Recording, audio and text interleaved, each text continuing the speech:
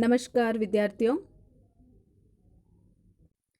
आज हम कक्षा 10 कृतिका पाठ संख्या 2 जॉर्ज पंचम की नाक से जुड़े हुए बहुविकल्पी प्रश्नोत्तर पर चर्चा करेंगे, जो इस प्रकार है। इसमें पहला प्रश्न लिया गया है कि जॉर्ज पंचम की नाक पाठ के लेखक का क्या नाम है।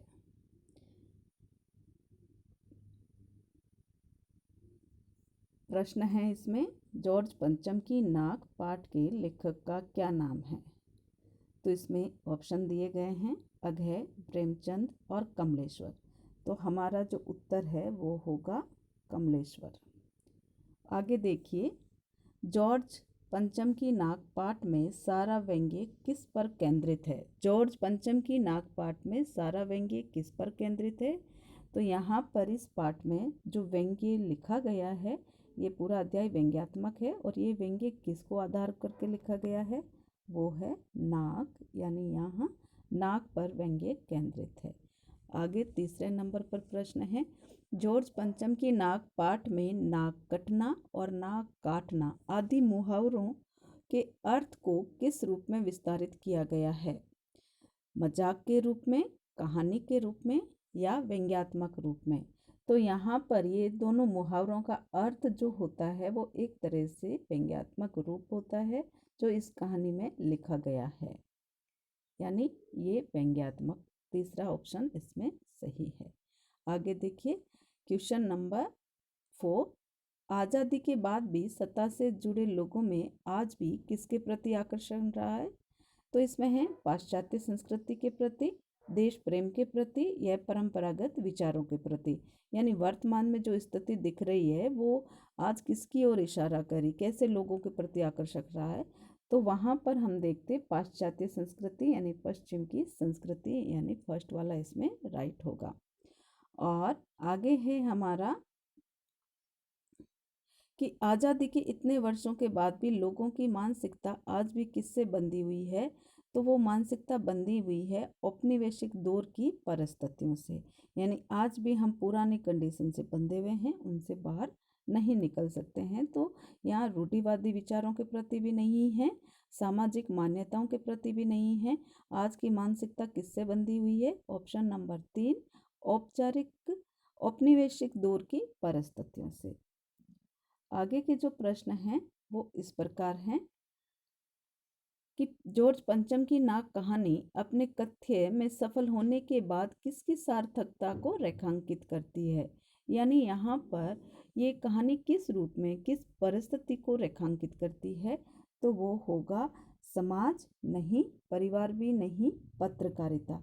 यानी ये पत्रकारिता के पक्ष को या उसको सार्थकता को रेखांकित करती है कि पत्रकारिता चाहे जैसे कार्य कर सकती है, वो अच्छे बुरे किसी परिस्थिति से जुड़ी हुई हो सकती है। क्वेश्चन नंबर 7 देखिए, जॉर्ज पंचम की नाक कहानी किसके विरुद्ध खड़ी दिखाई देती है। यानी इसमें यहाँ पर एक कौन सी परिस्थिति है जिसके विरुद्ध लेखन है। तो ये आप देख सकते हो, समाज के नहीं, राष्ट्र के नहीं। यहाँ पर जो विरोध रूप दिख रहा है कहानी का वो है वर्तमान समय में व्यावसायिक होती पत्रकारिता। यानी वर्तमान समय में ये जो पत्रकारिता है वो व्यावसायिक यानी अपने हितों को ज़्यादा देखती है। तो वो परिस्थिति इसमें इस कहानी में विरोधाभास की स्थिति लेकर चल रहा है। आगे हैं क्वेश्चन नंबर 8 देखिए कि कथाकार के साथ साथ इस कहानी में कमलेश्वर का कौन सा रूप स्पष्ट हो रहा है। कि कमलेश्वर की कौन सी विधा यहाँ स्पष्ट दिखाई दे रही है। क्या वो नाटककार है, उपन्यासकार है या पत्रकार है। तो इसका जो सही है रूप वो है पत्रकार का, यानी कमलेश्वर का पत्रकार रूप भी यहाँ स्पष्ट हो रहा है। आगे 9 नंबर प्रश्न है कि अखबारों में किसकी चर्चा रोज हो रही थी। अखबारों में कौन कौन सी बातें रोज प्रकाशित हो रही थी। तो इंग्लैंड की रानी की, इंग्लैंड के राजा की, इंग्लैंड की महिमा की। तो इसका जो सही आंसर होगा वो है इंग्लैंड की रानी की चर्चा रोज अखबारों में हो रही थी। प्रश्न नंबर 10 देखिए कि रानी एलिजाबेथ का दर्जी क्यों परेशान हो रहा था। तो दर्जी के परेशान होने का कारण क्या था।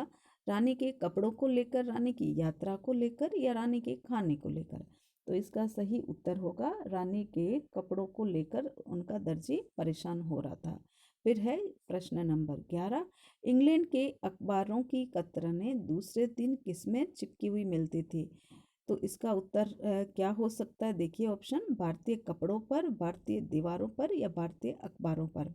तो रानी के इंग्लैंड के जो अखबार है उनकी कतरनें दूसरे दिन भारतीय अखबारों पर चिपकी हुई मिलती थी। उसके बाद है प्रश्न नंबर 12। रानी ने कौन से रंग का सूट सिलवाया? रानी भारत आने के लिए जो सूट सिलवा रही थी वो कौन से रंग का था? तो वो है पीले रंग का, हल्के नीले रंग का या हल्के लाल रंग का। तो इसका सही उत्तर होगा हल्के नीले रंग का सूट रानी ने भारत आने के लिए चुना था। प्रश्न नंबर 13 कि प्रश्न नंबर 13 देखेंगे इसमें, और वो इस प्रकार है कि सूट का रेशमी कपड़ा कहाँ से मंगवाया गया था?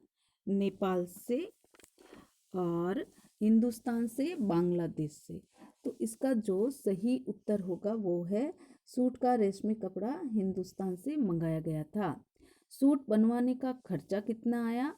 तो उसका है, देखिए ऑप्शन आपके पास, 400 पाउंड का खर्चा, 500 पाउंड का खर्चा या 800 पाउंड का खर्चा। तो रानी का जो सूट बना था उसका खर्चा 400 पाउंड आया था। उसके बाद है शंख इंग्लैंड में बज रहा था और उसकी गूंज कहाँ आ रही थी? तो इसके ऑप्शन है हिंदुस्तान में, नेपाल में, अमेरिका में। तो इसका सही उत्तर होगा कि शंख इंग्लैंड में बज रहा था और उसकी गूंज हिंदुस्तान में आ रही थी। उसके बाद देखिए राजधानी दिल्ली में तहलका क्यों मचा हुआ था? राजा की यात्रा को लेकर, रानी की यात्रा को लेकर या रानी के नौकरों को लेकर? तो राजधानी दिल्ली में रानी की यात्रा को लेकर तहलका मचा हुआ था। फिर है प्रश्न नंबर 17। इंग्लैंड की महारानी कौन से हवाई अड्डे पर उतरने वाली थी? जयपुर हवाई अड्डे पर, पालम हवाई अड्डे पर या मुंबई हवाई अड्डे पर? तो इसका सही उत्तर होगा कि इंग्लैंड की महारानी पालम हवाई अड्डे पर उतरने वाली थी। दिल्ली में कौन सी बड़ी समस्या थी? बड़ी समस्या क्या थी? दिल्ली में सबसे बड़ी समस्या क्या थी? मूर्ति की टूटी हुई नाक, मूर्ति का टूटा हुआ हाथ या मूर्ति का टूटा हुआ चश्मा? तो इसका सही उत्तर होगा मूर्ति का टूटा हुआ नाक। दिल्ली में सब कुछ था सिर्फ नहीं थी, रिक्त स्थान में उचित शब्द होगा। तो इसका उत्तर क्या हो सकता है? नाक, कान या हाथ? तो इसका सही उत्तर होगा कि दिल्ली में सब कुछ था लेकिन नाक नहीं था। आगे का प्रश्न है शाही लाटों के लिए कौन सा युद्ध पहले के समय होता रहता था? तो इसका सही उत्तर होगा गुरिल्ला युद्ध। मल्ल युद्ध भी नहीं होता था, तलवारबाजी भी नहीं होती थी, गुरिल्ला युद्ध उस समय मान्य था, तो गुरिल्ला युद्ध ही होता था।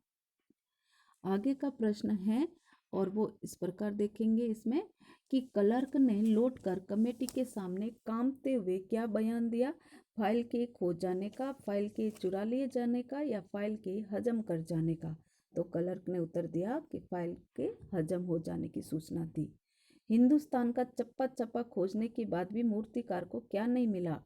हाथ जैसा पत्थर, नाक जैसा पत्थर या मूर्ति जैसा पत्थर? तो इसका सही उत्तर होगा नाक जैसा पत्थर मूर्तिकार को नहीं मिला। फिर प्रश्न नंबर 23 देखिए, सेक्रेटेरिएट के सामने कौन से सन में शहीद हुए बच्चों की मूर्तियां लगाई गई थी? सन 35 वाले, सन 42 वाले या सन 40 वाले? तो इसमें सही उत्तर होगा सेक्रेटेरिएट के सामने सन 1942 में जो बच्चे शहीद हुए थे उनकी मूर्तियां लगाई गई थी। प्रश्न नंबर 24 देखिए, सेनापति की आंखों में चमक क्यों आ गई? नाक लगाने का हल सुनकर, मूर्ति मिलने की बात सुनकर, कलाकार को देखकर? तो यहाँ का उत्तर होगा कि सेनापति की नाक में चमक मूर्ति पर नाक लगाने का हल सुनकर, यानी नाक लगाने का हल सुनकर हमारे सेनापति की आंखों में चमक आ गई। फिर है प्रश्न नंबर 25, किसकी लाट को मल मल कर नहलाया गया? राजा की, रानी की या जॉर्ज पंचम की? तो इसका उत्तर होगा कि जॉर्ज पंचम की लाट को मल मल कर नहलाया गया। प्रश्न नंबर 26 देखिए, मूर्तिकार की कौन सी बात सुनकर कमरे में सन्नाटा छा गया? तो इसका उत्तर होगा रबर की नाक लगाने की बात सुनकर, जिंदा व्यक्ति की नाक लगाने की बात सुनकर या सोने की नाक लगाने की बात सुनकर? तो इसका सही उत्तर होगा कि मूर्तिकार की जिंदा व्यक्ति की नाक लगाने की बात सुनकर कमरे में सन्नाटा छा गया। आगे है हमारे पास में, देखिए प्रश्न नंबर 27। जॉर्ज पंचम की मूर्ति पर कौन सी नाक लगाई गई थी? जिंदा नाक, चांदी की नाक या काली नाक? तो इसका सही उत्तर होगा जिंदा नाक। प्रश्न नंबर 28। लेकिन उस दिन के अखबार में कौन सी बात गौर करने वाली थी? तो इसका देखिए ऑप्शन क्या है। अखबार ज़्यादा रंगीन थे, अखबार ज़्यादा बड़ा था, अखबार में कोई विशेष सूचना नहीं छपी थी या प्रकाशित नहीं हुई थी। तो इसका उत्तर होगा कि अखबार में कोई विशेष सूचना नहीं छपी थी। तो ये आपके इस अध्याय से जुड़े कुछ मुख्य प्रश्न थे जिनको आप आगे देखकर समझ सकते हैं। नमस्कार।